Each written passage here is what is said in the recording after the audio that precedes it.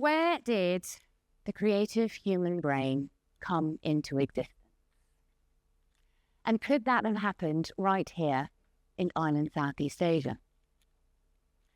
It's a big question, and one that is not being particularly seriously debated, but we do have the oldest anatomically modern human remains ever discovered on this planet, sitting quietly in a display case in the Borneo Cultures Museum. So why does this ancient skull still resonate in today's modern world?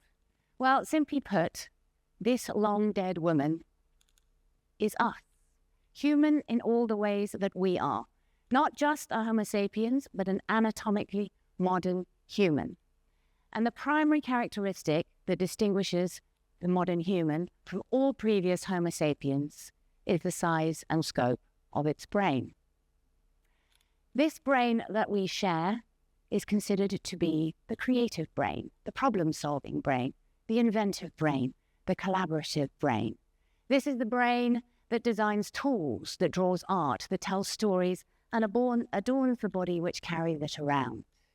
This is the brain which supposedly positioned a minor species from Africa as the dominant species on this planet. It has not evolved in many millennia. So, we are her and she is us, all creative creatures. So back to my original question. Could this creative human brain have developed right here in island Southeast Asia? Several years ago, I went to a talk at the Sarawak Museum, and I think at least one person in this audience was at the same one. And this was given by an Australian rock art specialist. And this was, in fact, his question. So I hope he doesn't mind me repeating it. He said that the world's oldest rock art is found in Africa, along with the oldest human remains, though not anatomically modern human. Now, that rock art is made up largely of simple geometric shapes, so it's a long way from Leonardo. But the second oldest rock art in the world is found on Sulawesi, our neighbouring island, slap bang in the middle of island Southeast Asia. Now, this rock art is a gigantic leap forward, artistically speaking. It is a figurative image of a warty pig. So he said, if you take the existence of the deep skull and you put it together with the world's oldest figurative cave painting, both of them from island Southeast Asia, both of them on neighbouring islands, both of them at about the same age, you could argue that the creative human brain came into being right here in this region. I must say, this blew my tiny anatomically modern human mind. I am a writer by trade. I have to tackle any topic. I live in a place where creativity is incredibly abundant, but being a creative profession is a relatively new idea. I have written on everything from concrete to the cardiac services, really. But if you give me my choice, the thing I most like to write about is culture and heritage. And I think that this is particularly interesting here because the traditional indigenous lifestyle of longhouse life, at least to an outsider like me, is very different from the modern mainstream. And writing about it seems like a matter of urgency because it is facing a process of rapid and inexorable change, the theme of today. I have written on all kinds of topics, from the last funeral criers of Ulamambang of Laya, from the vanishing trades of the Sarawak River, to ancient textile rituals conducted by dreamweavers, to the revival of the Borneo tattoo. I may even have had a few along the way. But for myself, I always have one rule, and that is to keep the contemporary at the core of the story. So, to my second question of the day, and very much along the same lines as Dr. Connie. In a place when you are the current guardians of a traditional culture which is so special and so unique, which exists only in this part of the world and only really makes sense here, what is your obligation to maintain those traditions unchanged? And what is your obligation to keep your culture current? To put it another way, where does the balance between cultural preservation and creative innovation lie? It is a question that I am obsessed by. For the last 3 years, I have been working almost exclusively on a food project. So same idea, different medium. Which means I have put my mind almost exclusively to the idea of cooking food and where it came from. I have a working theory that there are 4 great forces at work in the great creative endeavor, which is cooking food. And more importantly, that these 4 represent a dynamic process of change, which has shaped our food culture since time immemorial, as people in Sarawak like to say, and continues to do so today. The first of these is pretty obvious: environment. We create from what we can see around us and from the materials that we can source. For our food, this is nothing less than the great biodiversity of Borneo and all of its edible oddities. Durian, native to this island, dabai, the honey from stingless bees, palm sugar tapped from nipa trees, the only palm adapted to the mangrove biome, all kinds of medicinal herbs,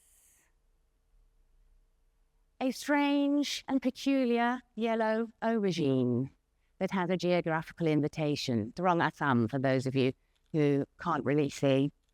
So all of this has been shaped by the people who interact with it, creating a cultured rainforest full of fruit trees and ferns, roots, leaves and shoots, all the eating possibilities that one could imagine. So we come to the second. The second is lifestyles, very, very closely linked. This is the creative human response to the context in which they find them in. In Borneo, this has driven us to collect both durian fruit and its flowers. I think we're the only people in Asia to eat both. And to turn the rest into tempoyak, so we can have it throughout the year, an entirely new flavor adventure. To treat poisonous papayang, so it doesn't kill us when we eat it, because we happen to like the taste. To forage from the rainforest, and at the same time to grow 100 varieties of heirloom rice. And because heirloom rice is so tricky to cultivate, to create rituals to appease it, and to ferment it into tuak, so we can speak to the spirits. The third great process of change, added to this, is migration. I'm afraid to say that globalization is in fact nothing new. We just do it on a grander and more pervasive scale. And this migration works both across the island and the planet itself.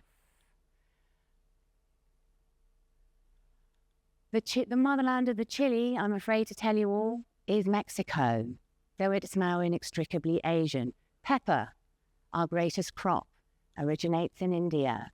Most of our hawker favorites were in fact first made here as a memory of a home far away. And this is the process. This process has been repeated throughout the ages. But it is this blend of cultures, this melting pot, if you'll forgive the phrase, this exchange that has created the unique food culture that we have today. Because the final process is localization.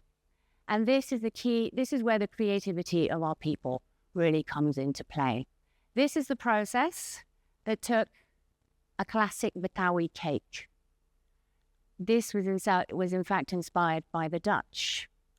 But the Sarawakians took it, made it multicolored, rearranged the shapes, and gave it a geographical indication. The same process that turned Chinese trade ceramics, into ritual tajao for brewing tuak. That made our hawkers invent an entirely new type of mead that is inextricably Kuching, and inspired a laksa that bears our name, and eventually went on to inspire Bourdain. From kacang ma to bakute to all kinds of delicacies, curry puffs. This is the process that has made foreign food domestic. It has given immigrant dishes a dash of the throughout landscape so that they can claim to be local, and also inspired entirely new innovations in products, recipes, and processes that we can now call Sarawakian. Coffee is an interesting example. Once upon a time, there was no coffee culture in Asia. We first imported the bean, and then we imported the bush. Along with that came up a process, both to suit and to shape local tastes. A very dark roast with handfuls of sugar and margarine. Coffee equipment, a coffee environment, coffee language. All those were developed into a specifically Malaysian coffee experience. But now, someone this morning mentioned Starbucks. This experience is threatened by a global coffee invasion. Something interesting has happened, however. The Sarawak specialty coffee market has gone out and found that those original Liberica bushes have been hard at work over the last 100 years, self-pollinating. And what they have done is come up with uniquely Sarawak strains. And these might even be the answer to the future of global coffee production as climate change comes in. So this creative cycle begins again. This is a process that works across all the creative fields. It is a long process of adaptation and iteration that starts before we are born and probably ends long after we die. Is the laksa today the same one as our grandparents ate? We don't really know. And it's quite likely we don't even share the same taste. But this is actually the very nature of culture. It reflects the society of the day, and that is always changing. Change is inevitable. I am not the first person to say that today, but sometimes cliches exist because they are true. Our environment is increasingly urban and now threatened by climate change. Fewer and fewer people live in the longhouses where tuak was first made. Community culture comes to us through the screen as much as it does through community. And now we go out to work and we shop on our way home in climate-controlled supermarkets instead of collecting from our own Padungan. So, back to my original question. Where does the balance between innovation and cultural preservation lie?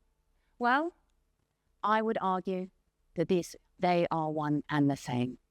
That cultural preservation cannot exist without creative innovation.